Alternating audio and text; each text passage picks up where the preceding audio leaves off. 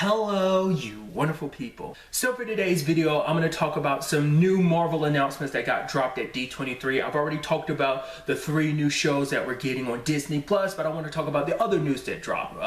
One thing being Black Panther has an official release date at this point in time. It is May 6, 2022, which I'm very excited to see what they ultimately end up doing with Black Panther. I have no idea what direction they could potentially go. Obviously, people have had their speculations because of stuff that went down in Endgame of like, oh, maybe we're getting Namor, depending on how that situation plays out, maybe. But I'm also curious, something that crossed my mind I didn't really think too much about. Let's not forget like the state that Wakanda was in. Like it didn't have T'Challa, and the way things kind of hint at the movie, it almost seems like Shuri wasn't there either, and so you can almost potentially assume that maybe their mom wasn't either. So it kind of makes it seems like Okoye was handling a lot of stuff in Wakanda at that time during those 5 years. So then the question becomes like, okay, so what happened in that time frame? Because obviously we know there was a bit of civil war type of situation going on in Wakanda because of obviously Killmonger trying to usurp the throne in Black Panther 1. But I'm curious, you know, did someone else try to step up, you know, when a lot of the big names, like in particular the royal family, was kind of out of the way?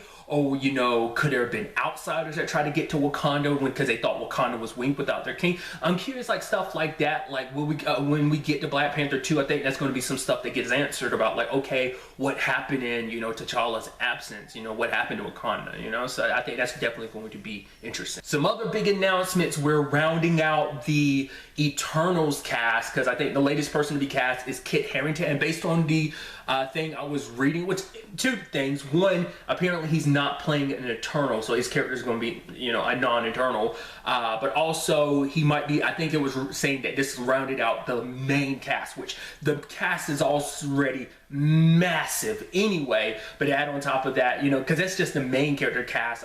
I mean, who knows about like the supporting cast of this movie. It's interesting because I actually looked into the Eternals like a tiny bit. I didn't read up too much on because I want to be surprised when stuff goes down, but I looked at the list of Eternals that have kind of existed in the Marvel comics, and there is a crap ton of them. Like there's already a big chunk of them obviously going to be in this movie, but it's definitely not the full roster. I don't know whether all these Eternals have existed at the same time, or the list I saw just some that existed over the years.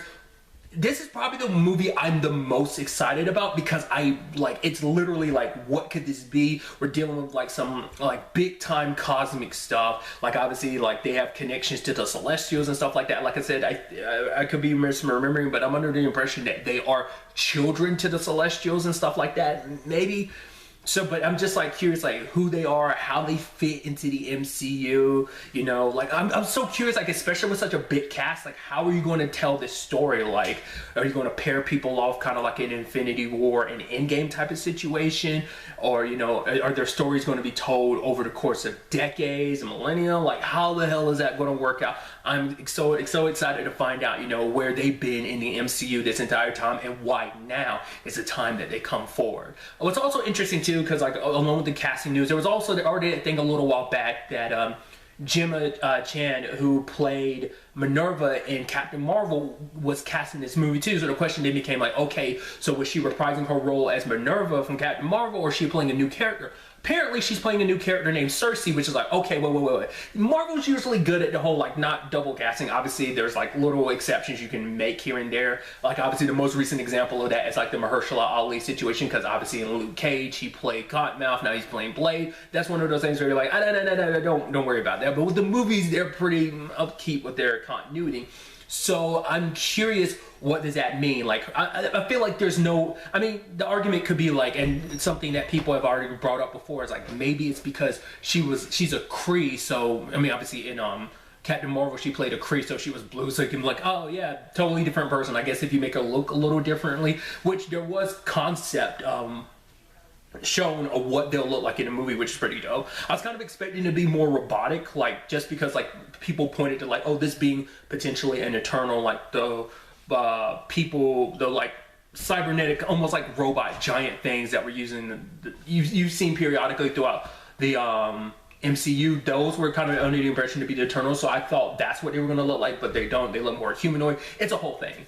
But the fact is that they're doing that makes me think, no, there's a purpose behind that. Like her looking the way she does, like getting the same actress to play these characters. It's like, no, there's definitely a reasoning behind it. Maybe she kind of copy certain looks she finds. So she's like, oh, or maybe it's kind of supposed to be a thing of, you know, maybe it's like a thing of like, oh, there's two people in the universe who kind of look alike, kind of like a thing they did with Agents of S.H.I.E.L.D. Obviously that turns out to be something else entirely. Like, obviously I don't want to spoil that, but still, you know, that was kind of interesting to kind of, I'm so curious to find out what that is. Like I said, I'm most excited about that. I'm loving everything in Phase 4, about to call it Season 4.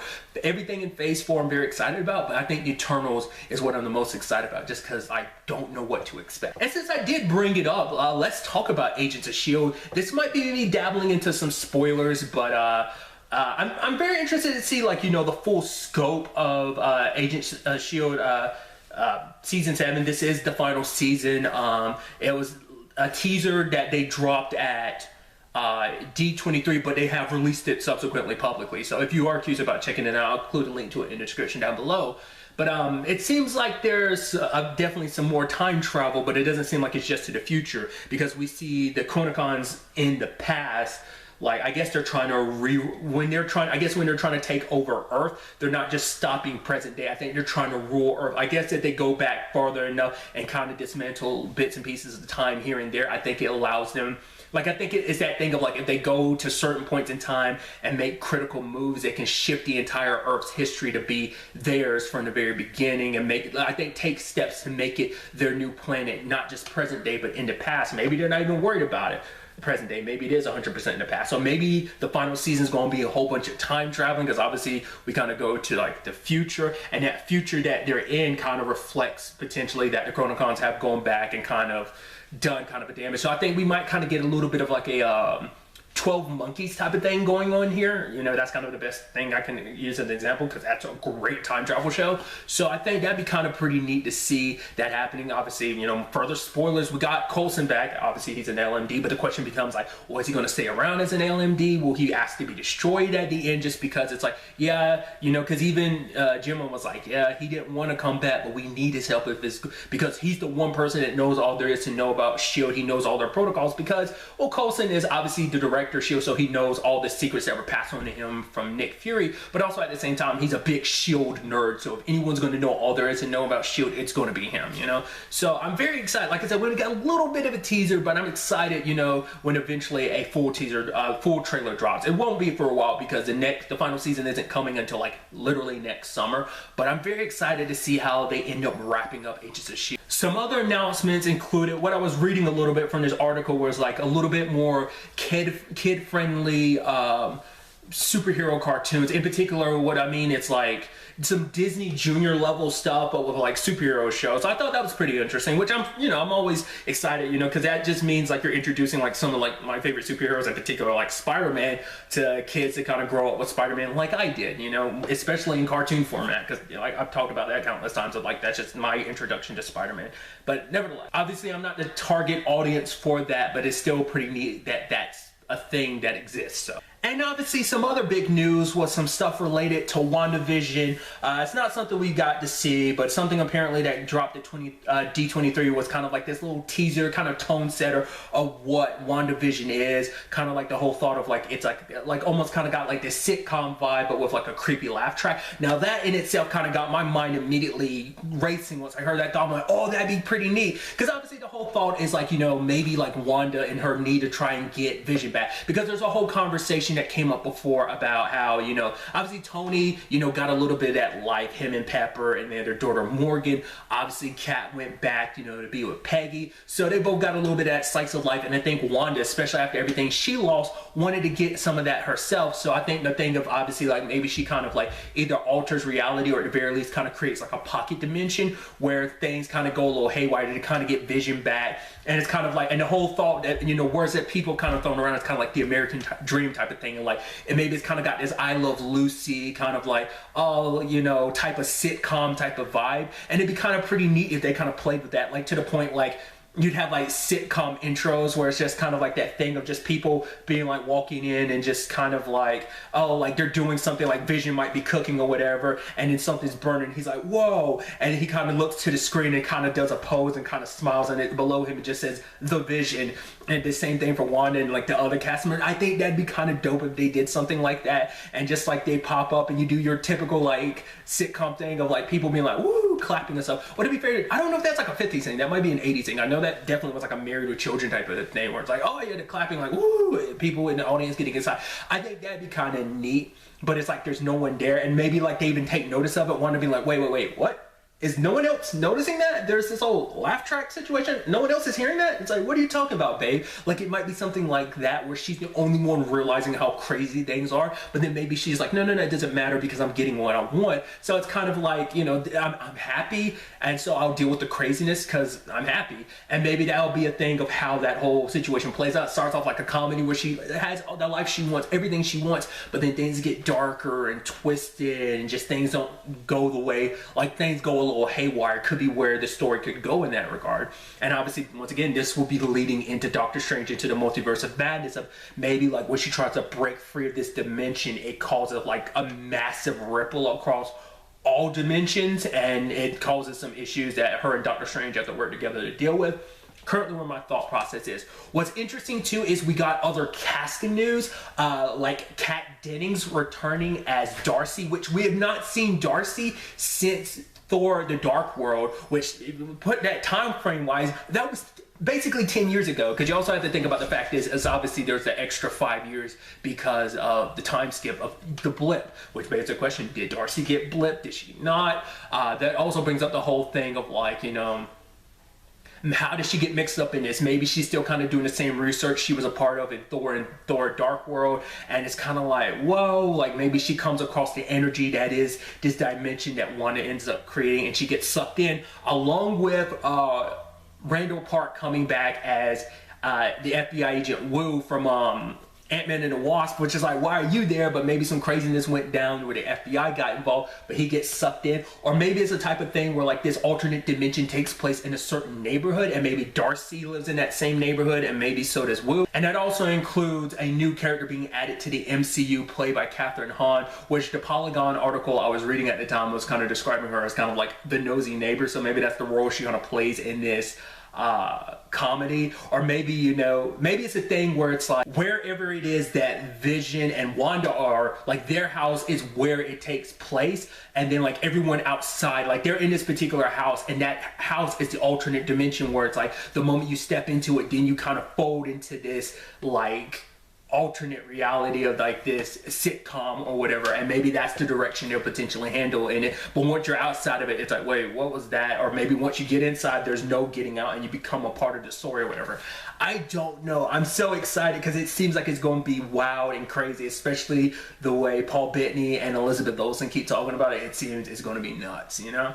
And then also there's also a little extra news about Falcon and the Winter Soldier. There were some cast announcements. I looked and didn't look too deeply into it, so I'm not as well informed. But basically there wasn't a lot kind of told, but obviously biggest thing Kevin Feige focused on was like the fact is that yes, the story's mainly going to focus on obviously Sam and Bucky's relationship.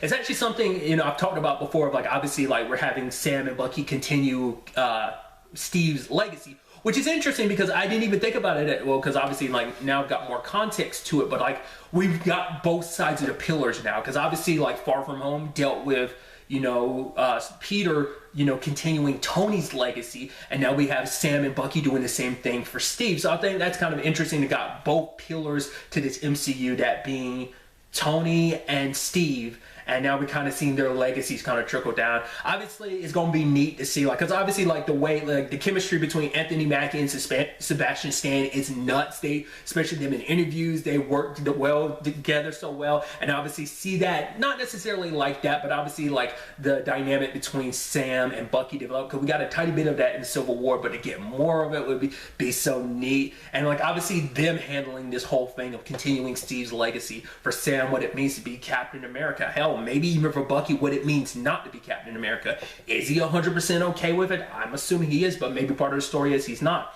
Another part to this is obviously we got news that, you know, Sharon Carter is returning. Now that's interesting to me in many different regards, because part of me is wondering is like, are they setting Sharon up to be the new, more modern day Peggy? Is she going to continue her aunt's legacy? I mean, maybe this is a continuation of legacies in many different regards, because I mean, it makes sense too, because they all can, like, you know, this started with Steve and Peggy, especially Peggy, because she's the one that kind of got S.H.I.E.L.D. rolling, but it's like, it's definitely continuing both their legacies, and these two pairings, like obviously Bucky and Sam along with Sharon, you know, continuing that along. I'm curious too, like, well, what has the CIA been like, you know, after the blip? Did she, because we know both Bucky and Sam got, you know, snapped, but what about Sharon? Did she, or has she been around the entire time?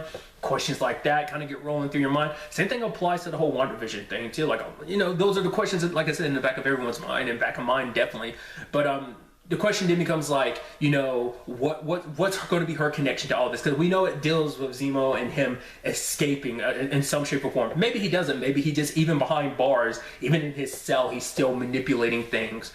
But either way, you know, does she bring in Sam and Bucky to kind of capture him? Or, you know, does that mean there's going to be maybe a more of a relationship between the CIA, in particular, maybe not just the CIA, but more specifically Sharon and Bucky and Sam? Kind of call, like, does she go to them? Is she told by her bosses to go to them, like, for help with this whole thing? I'm curious. Or is Sam and Bucky on their own, and then they kind of clash with the CIA, in particular clash with Sharon? I don't know. I'd love to kind of dive into that and kind of see, like, where that all ends up taking us going forward with all that, you know? So like I said, a lot of information got dropped, so I am very, very excited for the next coming years. It's going to be nuts when it comes to all this Marvel stuff. In the comments down below, let me know, like, what about this news, what news, I don't know why I said that weird, what news announcements kind of got you the most excited? Let me know in the comments down below. But really, that's all I'm going to talk about. Till the next time we meet, be happy, be safe, live to the fullest, and enjoy it. Good day and goodbye.